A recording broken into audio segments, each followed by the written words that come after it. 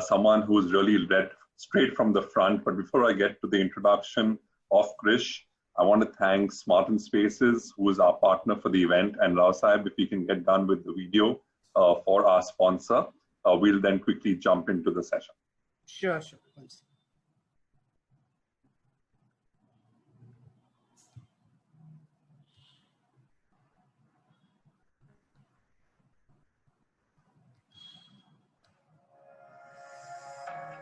Can you see me? Can you see the? Yeah, we can. Yeah. Oh.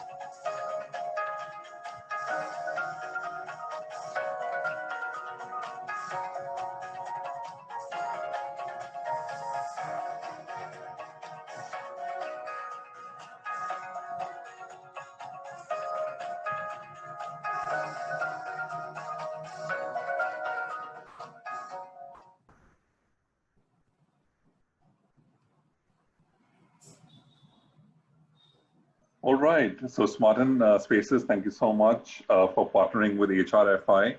As I mentioned earlier on, HRFI and Krish need no introduction, but just a very quick update. As I mentioned, this is our 31st webinar brought to you by HRFI. We have around 15,000 HR professionals who are part of our WhatsApp groups and 10,000 on our LinkedIn group. With the support of each one of you, we are growing day by day. And our intent is to really build this community of friends. And on Friendship Day, I wish each one of you a very, very happy Friendship Day. May this bond of friendship keep growing. May we keep sharing. May we keep enhancing each other's sharing and keep getting better and better. It's an absolute honor to host Krish today. Krish is the Group CHRO, Executive Vice President and Head of Human Resources at Infosys. Of course, we all know the great work that he's doing. I haven't had an opportunity to really work closely with him, but I have a lot of friends who work very closely with him at Infosys and also at NHRDN. NHRDN, I had the opportunity to work closely with Judajit and Ram Kumar during their tenure as National President and Mumbai Chapter President. And I've been a life member.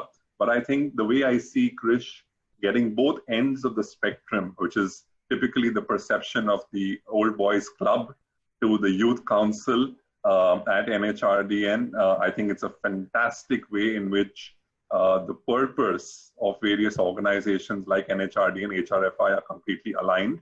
And it's an absolute honor to have you with us, Krish. I know you're going to talk on a very important topic that many of us are grappling with, figuring out how to navigate absolutely unprecedented times. When you really spoke to us and you were speaking to Rao Sahib on the topic of being connected and being engaged, my two pieces are in this whole lockdown era, we've really seen all of us, many of us, being connected almost 24/7. There's not a time when we're not really checking our emails, not responding to calls at 6 in the morning or 11 o'clock at night. But the whole differentiation, and we'd love you to touch upon that, is how do you really move from being connected to being engaged? So while you are connected and boundaries have blurred, how do we really be engaged in this whole remote working space? How do you go beyond the virtual games or the virtual catch-up sessions or the virtual engagement sessions to really connect with people to understand how they feel, what they're going through, where do you draw boundaries, and how do you overcome barriers? So with this, as Krish mentioned earlier on, we're going to keep it very crisp. So the first 15, 20, 25 minutes is all over to Krish. And I request you, ladies and gentlemen, friends for today, to please keep all your questions ready because Krish loves the rapid fire. And as soon as he finishes, we'll quickly get into a rapid fire to get the best questions, the best ideas, a lot of brainstorming, a lot of co-creation, as we've chosen to be on this platform. 350 of us on a Sunday morning. We could have definitely done something else in our lives, but we've chosen to be here. So let's make the most of our time. Without further ado, on behalf of HRFI, Krish, all over to you.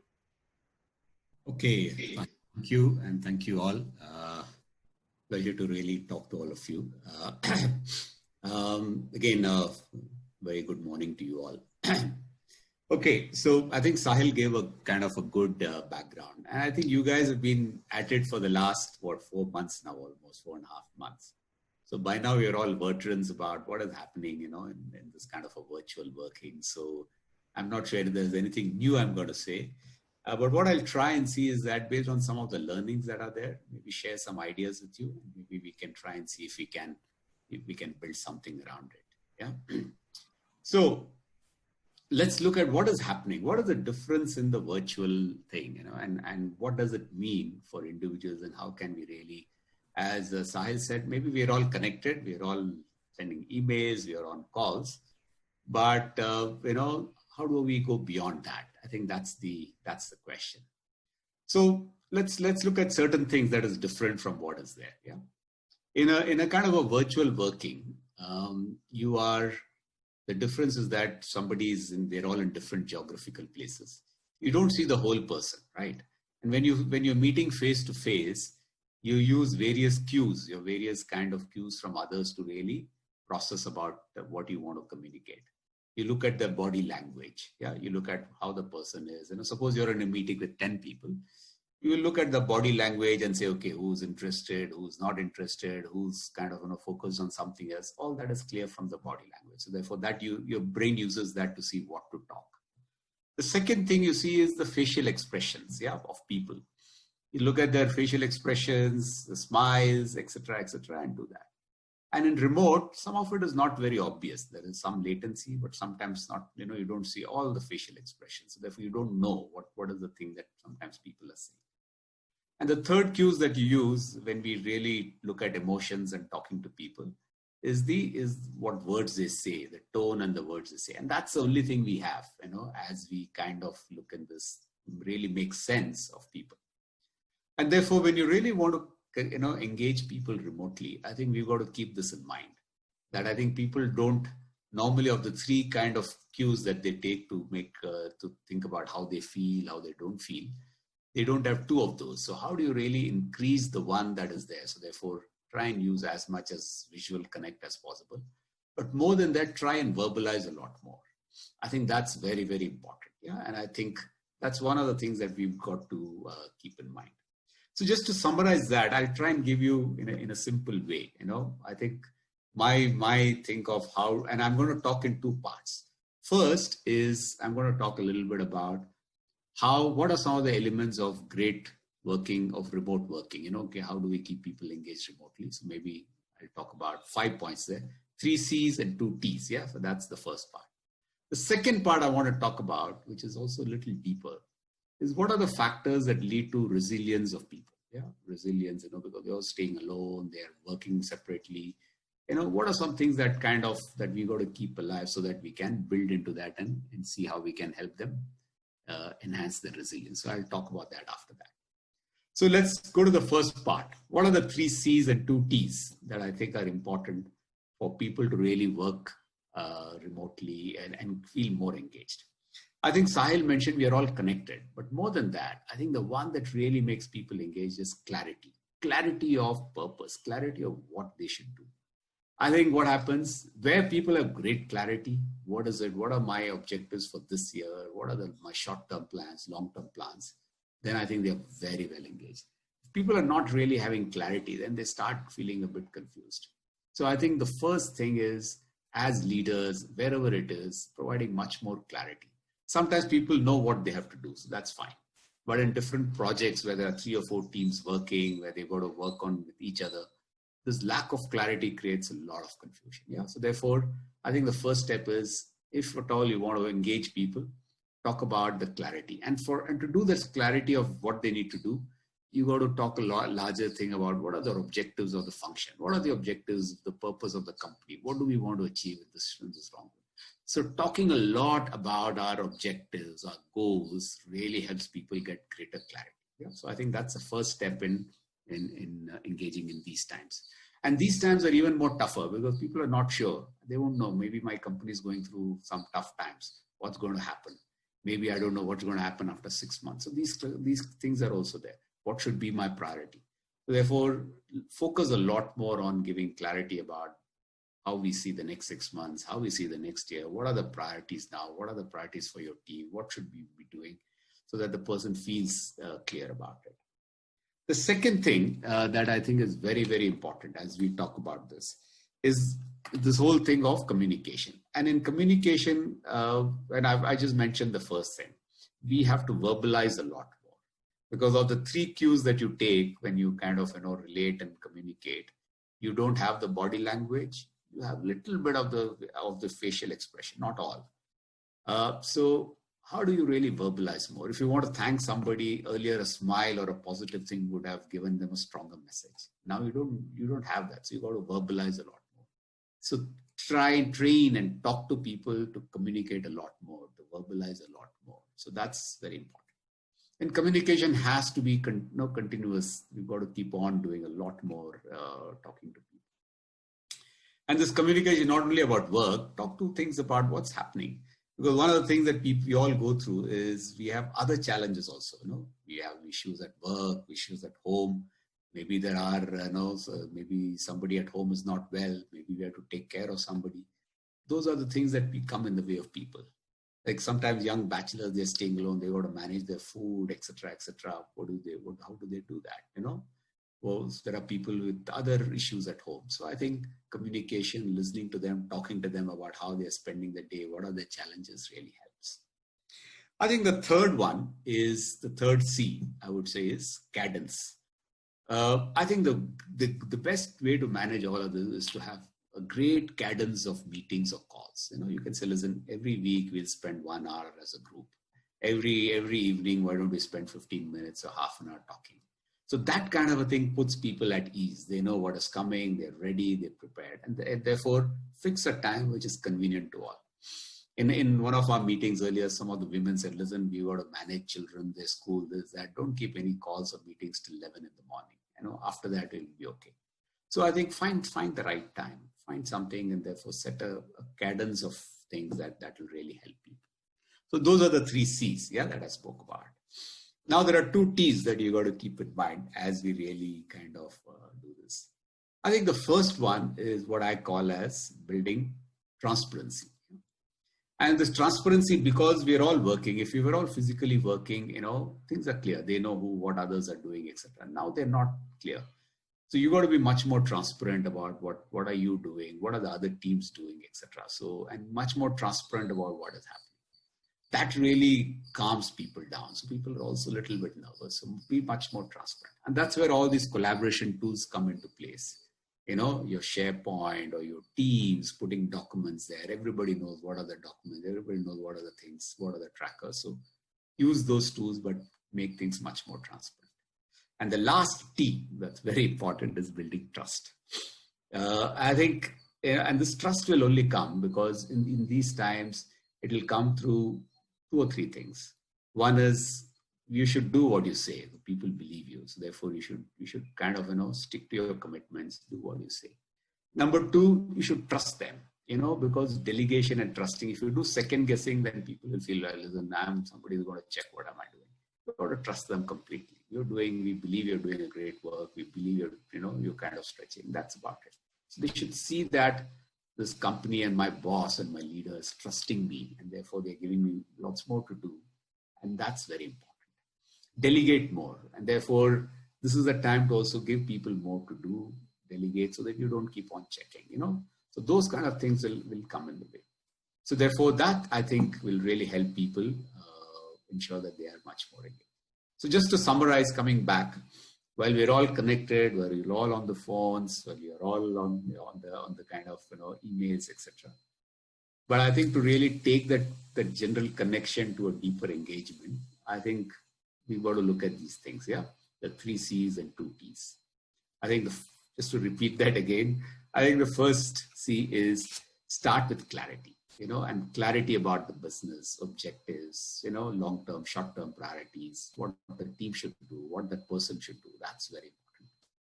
Number 2, communication, and using communication, verbalizing a lot more time, talking to them formally, informally, and talking to them about their own families, etc. is very, very important. The third is have a cadence of meetings or whatever things you want to do. Set proper times and keep it clear so that people are all aware. And then the 2 T's, I think transparency, make things available. They all know what teams are doing. Everybody's clear, and make things much more transparent. And last one is trust. Trust them. Ensure there is, you say what you do, you do what you say, and ensure there's lots more, delegation of work to them, not less of checking, so that they feel much more trusted. I think those are all, and the word that Daniel Pink calls is autonomy. So I'm just taking that autonomy to an extent that, okay, give them what they're doing, but trust them a lot more in these times. So I think I would just leave these as the 5 key things to keep in mind if you want to really engage. Okay, so the other part I wanted to talk to you, and I think maybe we'll spend a little later, is all about resilience. When we go through all of these things, one of the things is people feel a little bit under pressure. You will have people having maybe some mental health issues. Maybe it's not an extreme, but just tiredness, frustration, those kind of things. So what is it that keeps people resilient? I think, again, there are 4 things that keep people resilient. Firstly, self-care. Each you and me have to look after ourselves, our physical health, taking care of, drinking a lot of water, doing that physical fitness, meditation, breathing, whatever it is, prioritize your self-care a lot. And tell your people, employees, or whoever your teams to prioritize their self-care, because that really makes them feel that, they think that will bring lots more positivity to that. The second is social support. Have a lot of social support. That helps people really when they go through a little bit of stress to really manage that. That's something, calling friends, encouraging friends, looking at your peers, like what you guys are doing, creating a little bit, that will really help. The third is what we all say is all about this perspective. What is the perspective? Do I have a perspective about what am I doing? Do I have a perspective about the larger kind of environment and what's going to happen? And therefore, providing that perspective and ensuring people have a larger perspective helps them build resilience. Helps them feel that there's a stronger connect that they have. And the last thing is, as again going back, is really they should see purpose in their work. They should feel meaningfulness, and that you should highlight. Connect their everyday work to the larger objectives and let them feel that purpose. I think that's the key thing. These are the things. So therefore, I'll stop here. I just thought I'd take these 10 minutes to give you a quick idea of how do you really move from being, all the stuff that we're doing, being connected, to really engaging people.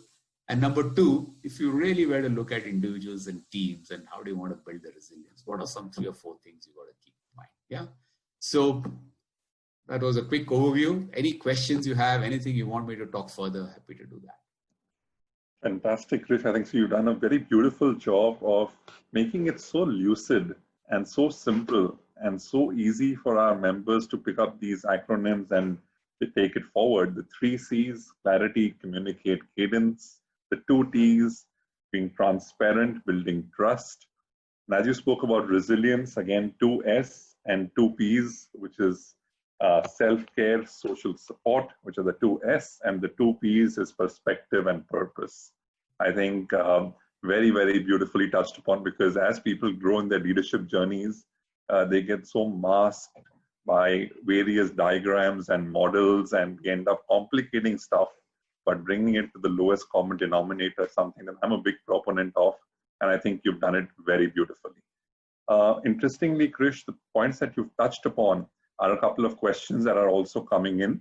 So I'm going to request people to use the Q&A tab, and please put all your questions in the Q&A tab, because in the chat window, it may just get lost out with a lot of other messages coming in.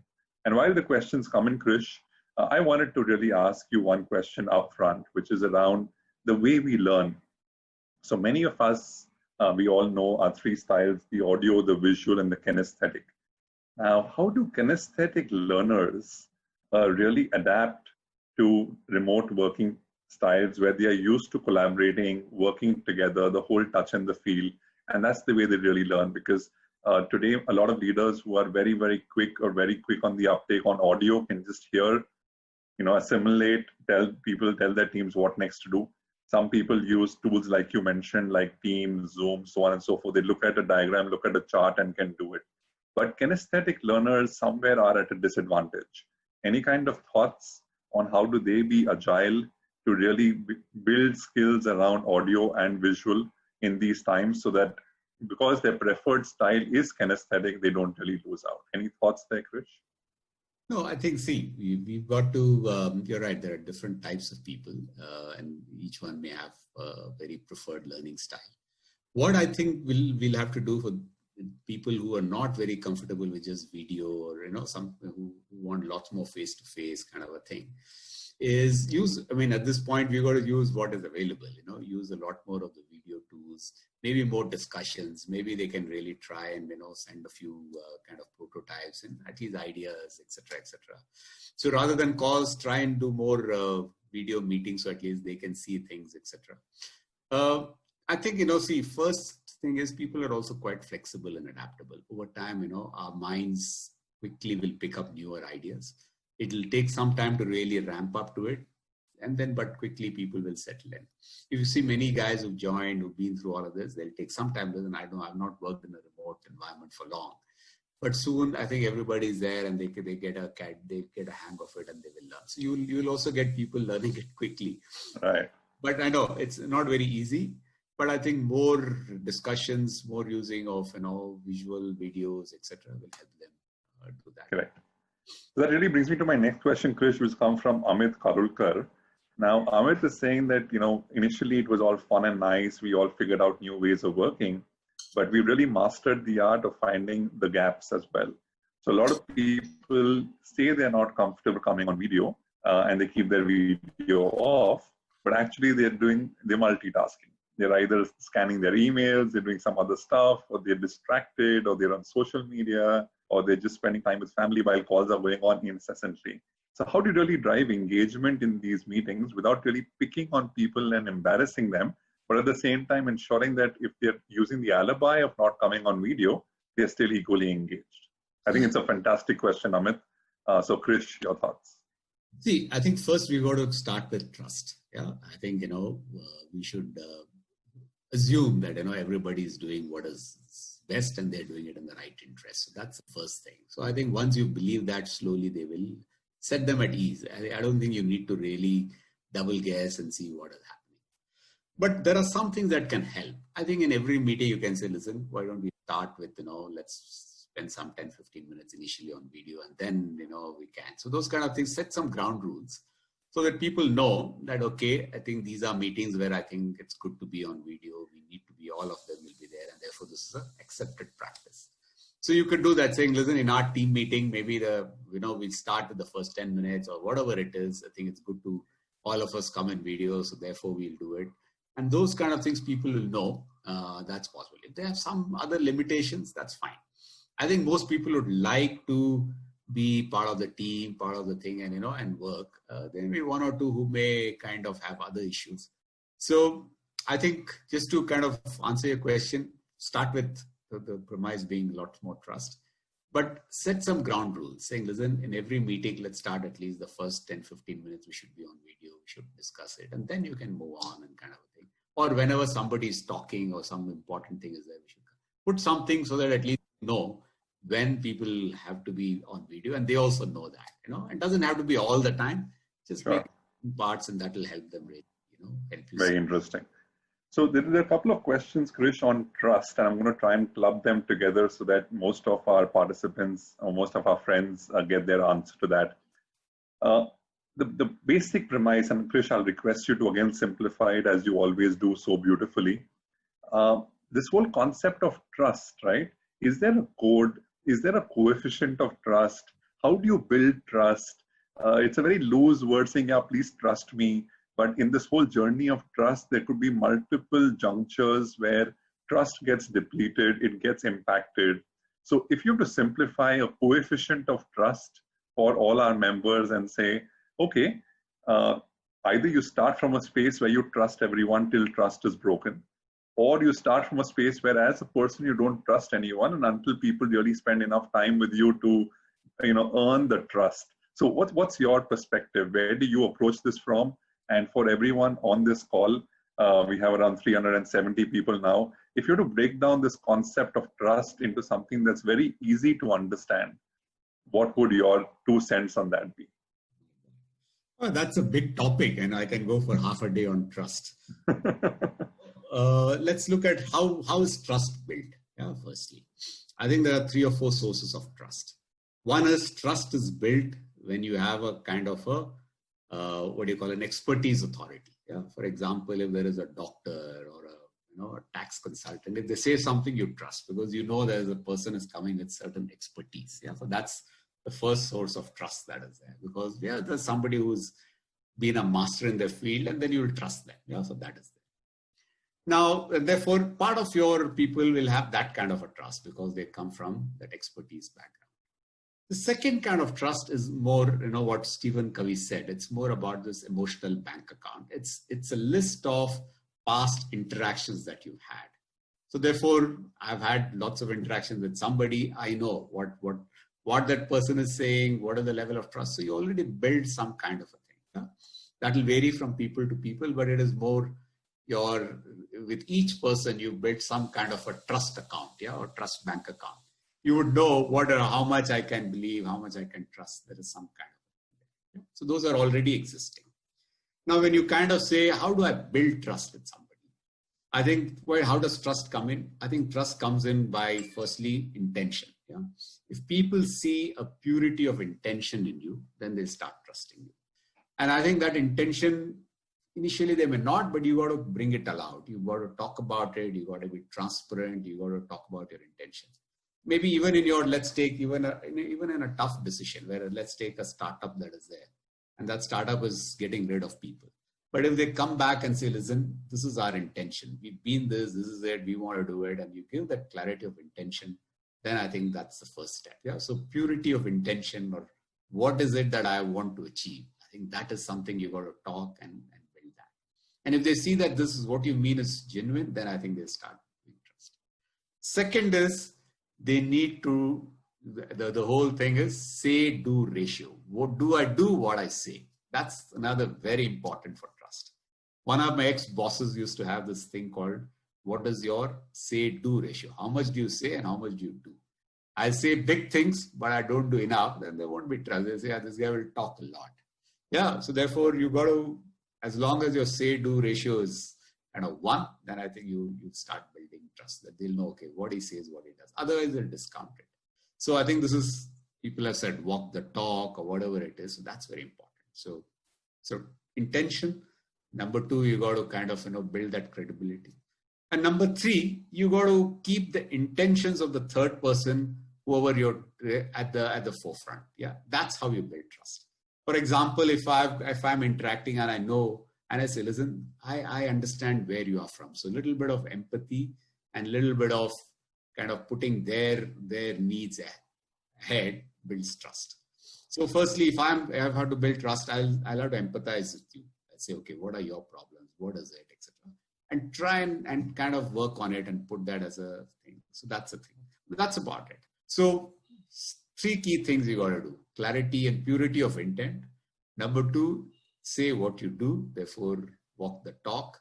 And number three, empathize and take that person, whatever their needs are, put that as a thing and say, listen, this is, I understand, this is what it is. So they know at least that you've empathized, and they know that you know what is my problem, and they start kind of accepting it. So that kind of putting yourself in their shoes and putting their problems in front and talking about it is the third way. Yeah. So I think these are the three key things.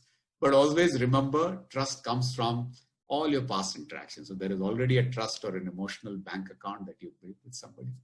But trust also comes from, what kind of credibility you had in your past actions, in your expertise. So those are all there where people keep in their minds when they build trust. So that's in simple way what I think are some of the things you could do to build your trust.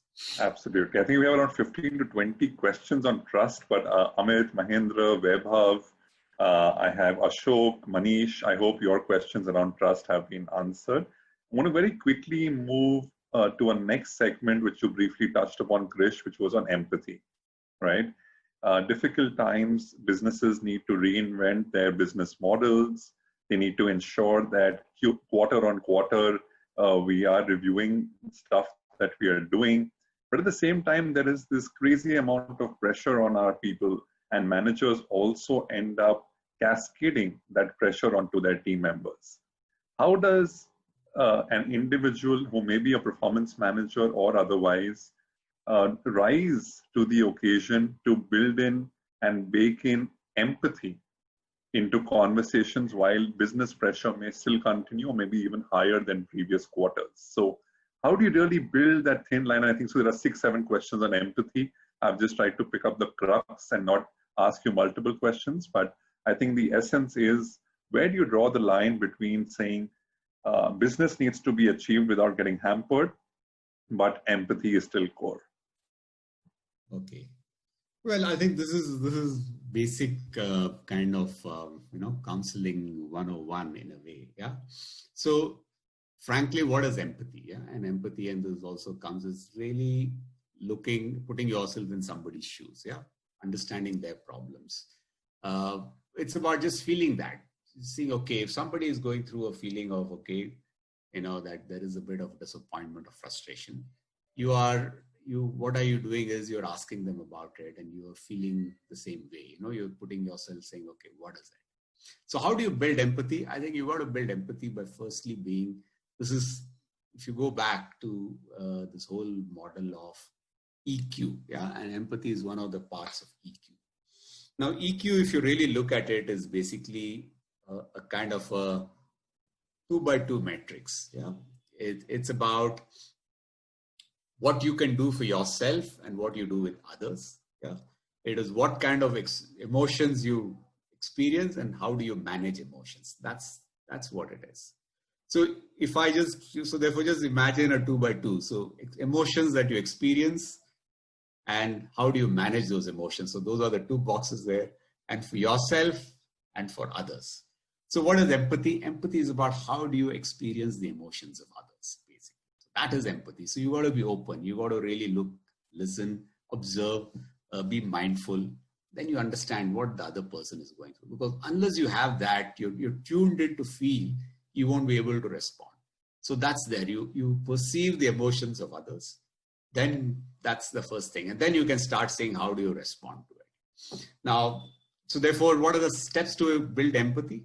Is being observant, yeah, asking yourself, okay, what this person may be feeling, what could be the other issues, asking them, saying, how are you, what are you? Simple thing, there used to be those things in the past called check-in, saying, Sahil, how are you? What are you doing? How are things with you? Kind of a thing. That's just all. I mean, who knows, or somebody, in my earlier job in Philips, there used to be a nice kind of a thing we used to have. Which in sitting together in all meetings, we would say, okay, how are you feeling today? What feelings are going through? Talk about it. So before a meeting, we would talk about what feelings are going through, and that's a great way to really bring out feelings and empathize. So simple thing. What is empathy? Empathy is to perceive the emotions of others, and to do that, you got to be observant. You got to ask questions. You got to listen to them much more. and see that, okay, there may be something behind it. If you build that in your mind, you'll be able to really perceive that. And once you perceive their emotions, then you can really do the next step, acting on them. Sure, sure. So Krish, I think so as I go through the questions that are coming under the chat, a lot of people resonate with what you're saying. They understand how empathy needs to be built. How do you look at others? But I think so where majority of our members seem to be hitting a roadblock is that business leaders, either they get it or they don't get it. But in either case, our HR colleagues aren't able to really effectively influence them. So how do we really go through that journey where we say, yes, we understand this is important. Maybe the other person also understands it's important, but they're not able to bring it into action. So how do you bring in the whole concept of influencing? So influencing with with the other business colleagues, you're saying, yeah? Is that what? Absolutely, absolutely. And even could be business colleagues or HR colleagues who don't quite get it. But in these times when you need to really huddle with each other to build in that entire compassion, the empathy, and at the same time drive outcomes, how do you really use the art of influencing? So that's the basic question, irrespective of target audience. No, I think firstly, two things really work here. I think, again, I don't want to give one more acronym, but really, firstly, it's feedback. It's telling people, listen, this is what it is, and feedback really works when people, and maybe it will not work with everybody. Some people are saying, whatever you say, I know what I'm doing. So they'll be that kind. But a lot of people would, who are interested in improving, people who are interested in growing would be open to feedback. So, and feedback saying, listen, boss, whoever is your line manager saying, listen, this is what it is. They feel that, this is how they feel. Maybe you should do it. Just make them give that feedback. What you discussed in the last meeting, I think people have not really, they felt a little nervous about it, or they felt. So those kind of things, giving feedback to them, make people will start thinking, okay, what can I do? Yeah. So every manager wants his team to generally be engaged. Sometimes they may just have a blind spot. So giving feedback, telling them is the second thing that is there. The second point that you can do is really, I think sometimes people miss that empathy because they miss the context. So you give them ideas about the context. You can talk about, listen, for example, if you have a meeting, you say, listen, I've heard, and you talk to your business guy saying, listen, I've spoken to a few people. Some of them are having a lot of trouble working from home. They've got some issues, is that. I think it'll be, so therefore sometimes just talking about the context and what it is heightens their thing, and then they can start, doing it. Yeah, again, I'm not guaranteeing that everybody will change, but sometimes it's just that people don't know about it. Sometimes, when somebody told me, I gave you this example, I didn't know about, we were doing our meetings, then one of the women in my team said, listen, we got a lot of work in the morning, we got school, this, that, why don't you kind of, So therefore, that kind of a feedback, that context awareness really makes you feel, maybe I should look at it. So I think that's the second thing you can try with other colleagues who don't know. Give them the context, give them what challenges people are going through, so therefore they can really do that. So I think those are the two things. If you can, and I think in many cases, you won't have people doing it. It may take some time. And third way is really just help them out, saying, support them, help them, then they will do it. Again, all this will work with majority of people. There may still be some guys who may not get it. But I think, our job is to keep trying. Our job is to work. Again, if your intentions are pure, if you feel that you were doing it with the right intention, I think you'll probably move mountains. So don't worry about it. Absolutely. No, I think so. Very well said. I want to go back, Krish, to one of the questions that have come up, which is one of the C's that you mentioned around clarity. Now, whenever you do have clarity, it is great to pass it on in the spirit of transparency. But many a times, a lot of leaders themselves being vulnerable, a lot of leaders not being able to crystal ball gaze into the future, and each one of us also being in the same space where we don't know what tomorrow will make us do. And therefore, in situations where the future is so uncertain, how do we provide clarity? And if you can't, where do we really draw the line to be very, I think so the answer is pretty much in the question, to really go out and say, okay, we're equally vulnerable, we don't know, and maybe we'll figure it out together. But is there any other thought that you have? Because when I was reading the question, those were the thoughts that came to my mind. But if you have something else on your mind, Krish, because I think it's better to go ahead and transparently tell people that we are in it together. It's not something that we have done earlier, that we have expertise and we'll be able to solve for, but we will figure it out together. And if you have ideas, suggestions, co-creation should be the way to go. And being vulnerable as a leader is nothing wrong in it. So any other thoughts, Krish, on clarity when there is no clarity? Yeah. No, I think what you said is absolutely right, because if you cannot, when there is lack of clarity and you say something that will lose trust and credibility. Yeah, you can't do that. So you can say, listen, we don't know how things are, but I think you can talk about some of the indicators. See, I think the point is every business, everything, we won't know exactly what is there.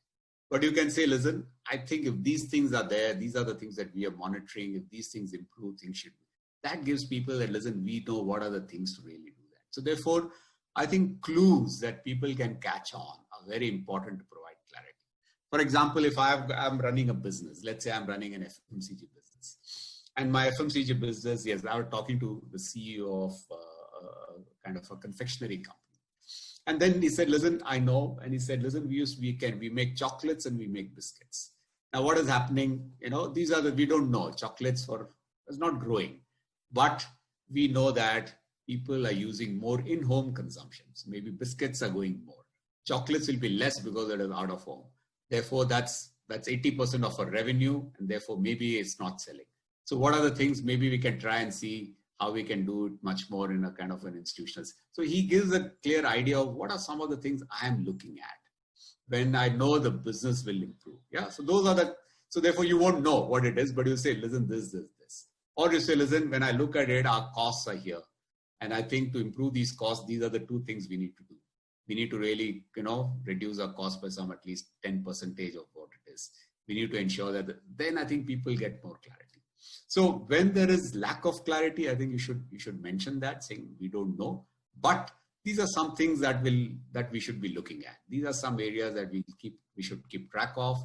That really helps people saying, yeah, these guys are looking at it. There is more clarity, and this is what it is. Yeah. Similarly, in HR, you say, yeah, I'm looking at it, but we look at this. We look at, how many people can come here. What is the thing? So therefore, you just talk about what are the factors that you will take as you will make a decision. That will help you. Sure. So Krish, let's go back to where we really started, right? We have the last 10 minutes and I'm going to do a countdown, but we started by talking about being connected 24/7, but not as engaged.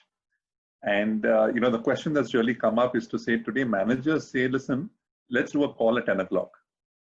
8 to 10, you need to put your kid to sleep. You need to have dinner, finish all of that. And then 10 o'clock, let's get onto a call.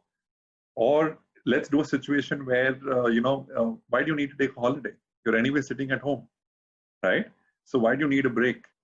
And it becomes very difficult for some people on some of our members, some of our friends to really push back and give a logical answer or, a response to say, listen, being 24/7 connected is draining me down and therefore I need a break. And even though I may not go for a holiday or I may not go, bag of warning, I still just need to be at home and just disconnect and take a break. So how does that one really go about communicating this or sharing that in a very transparent manner? Because when the pushback is to say, listen, you're anyway sitting at home, it's a 15-minute call, why don't we just do it now instead of pushing it to tomorrow? So how do people have that conversation? I think so a lot of people on our group are struggling with having those conversations. Maybe it's because of fear. I'm just supposing, but I think so maybe I'm just taking as a guess there, but maybe it's fear, maybe it's people are thinking what will be the pushback? Should I do it? Am I righteous enough to do it? Am I not? So people are grappling with these kind of things on their mind. So any suggestions there of how do you really go out there and tell people that can't this wait till tomorrow? Is it so urgent? Or if it is, I'll do it, but give me some space and time. Or I've experienced great amount of fatigue. I need the next 2 days off, even though I may choose to do nothing, or I may just do a painting, or I may just do some cooking or anything therapeutic that makes me feel relaxed, but I need a break from work. How do you really go about communicating that message? Because it doesn't seem to be as simple as you and I having this conversation. People seem to be having that kind of fear or difficulty. Yeah, no, I can understand. Any tips, suggestions on how people can go about doing that? I agree. I think I can understand because I think people are under a bit of pressure. Maybe there is a lot of work, and there's also thing about jobs and various other things. So therefore, it's not an easy thing to really kind of do. But let's try and do that. I think what is the thing is this. I think it is you have to bring your point and communicate, but yet do it in a agreeable way, not being disagreeable. Yeah. So how do you do it? That is a challenge. I think it is about giving. I think the two things you got to keep in mind. One is I think you got to be transparent about your own context, saying, listen, I've got this.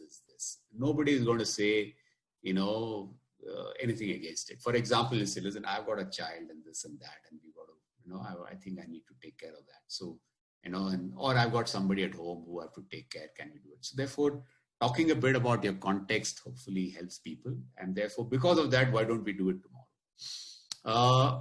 But give them the reason, it's just that, and you can say, listen, this is there and the person is not well or whatever it is, give that so that people know. And then also, so that's something. And I think also you should say, listen, why don't we got this. It's not that, even if I'm at home, there are other things that I'm doing. And therefore you got to really articulate that much more clearly. And do it in a very clear, firm and open way, saying, I've done this, etc. Because I don't think you should worry about anything, because as long as your output is great, nobody is can do or question that. But I think talking about your context, talking about what it is, talking about some of the issues you have is important, because you can verbalize it.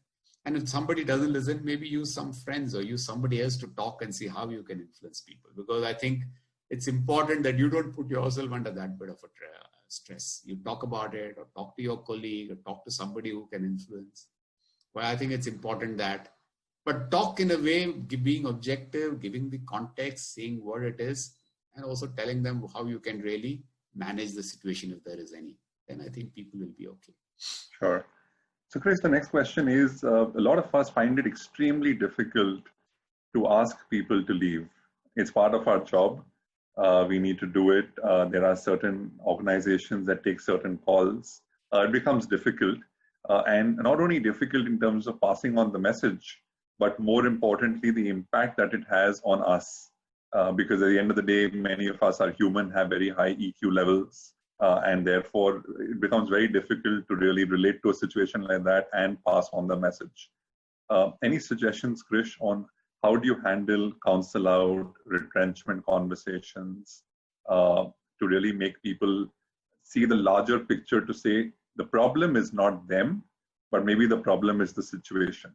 I know a lot of organizations do a lot of outplacement, all those kinds of things happen, but apart from the framework or apart from the policies and procedures, if we have to enter a conversation, how do you suggest you, in a very crisp manner, maybe in the next 1 or 2 minutes, if you could share with us, prepare for a conversation that I know it's completely off the cuff, but a couple of our members will really find that useful because that is what they're going through right now.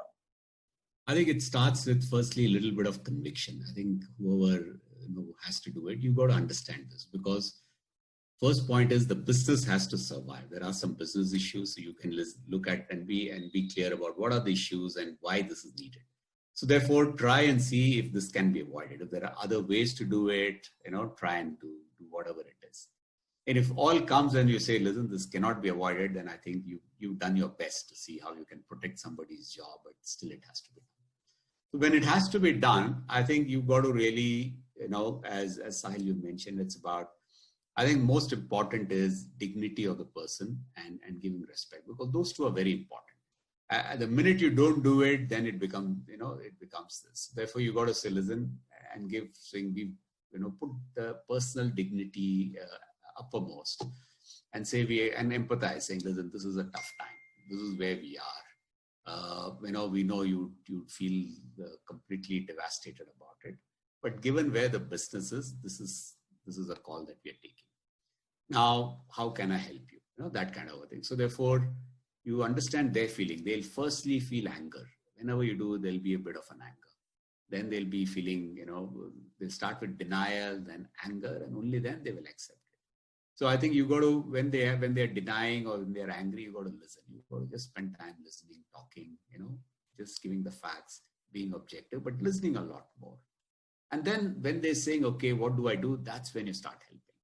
And help them see what they can, because most of them have to, at the end, I think many people have been retrenched from a job, but they've still gone on to do great things. I think it's just that giving them that help and that belief that there are other things that they can do, and see what other support you can do, whether it's an outplacement, whether putting them on to friends or personally, whatever you can do. And when people are seeing that you're helping them, then they feel much more confident.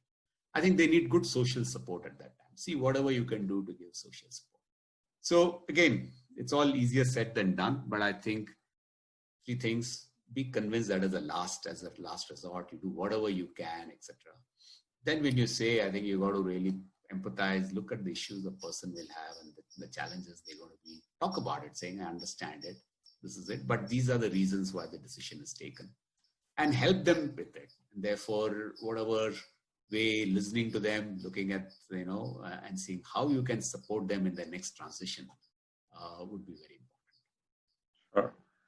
So penultimate question, Krish. I think so a lot of organizations are doing great amount of stuff, fancy stuff, if may call it, saying so many dollars, set up your office at home, take this weekend off, take this Friday off, no meetings post 5 o'clock, no calls on a Friday evening post 5:30, so on and so forth. Any kind of unique ideas, suggestions that you think can help boost productivity by drawing boundaries, or anything that you're doing in your organization, or any other suggestions that you have that our members can take back to their organizations to implement, which are practical, which are feasible, which can in effect help people tide through these difficult times? I think some ones that you've suggested, and I've heard SAP saying no meetings on Friday. We have done something similarly. Like one of our teams has said no meeting Thursday. So therefore they wanted to really, we leave it to the teams to decide different ways of doing it. And I think a lot should come from their teams, and they can decide. And if they decide something jointly, then I think it's much more powerful. Yeah. So we leave it to them, and many have done that. I think things like, saying, okay, don't do very early morning calls, give them time to do their work and then do some calls. No calls maybe after 7 p.m. or something like that, or 7:30 p.m. unless there are some other international calls. So, or, give them some things. Those are the kind of things that we've got to do. Flexible holidays. I think there are many companies which are saying, listen, you guys have to take one day off, because again, it's up to some companies. So that's something they do. But I think, again, I believe it's all left to the teams and their managers. If they decide something together which will work for everybody, then I think whatever it is, simple things, that will really work. So yeah, they just have to talk, saying what will work for all of us. Let's do it. And that they'll come up with many ideas. No, absolutely. Very, very conscious of time, Krish, and therefore just the last question. I know there are many, many questions coming on the chat. We try to do justice to as many as we could. Like Krish mentioned, he could talk on trust for hours at length, but we've tried to keep this crisp for every one of you. The last piece is looking into the future, Krish. Let's look forward. Is the world going to change? Is Organization India Inc. going to change? Are we all going to get back to what we were in February 2020? Are we going to phase it back in a different manner?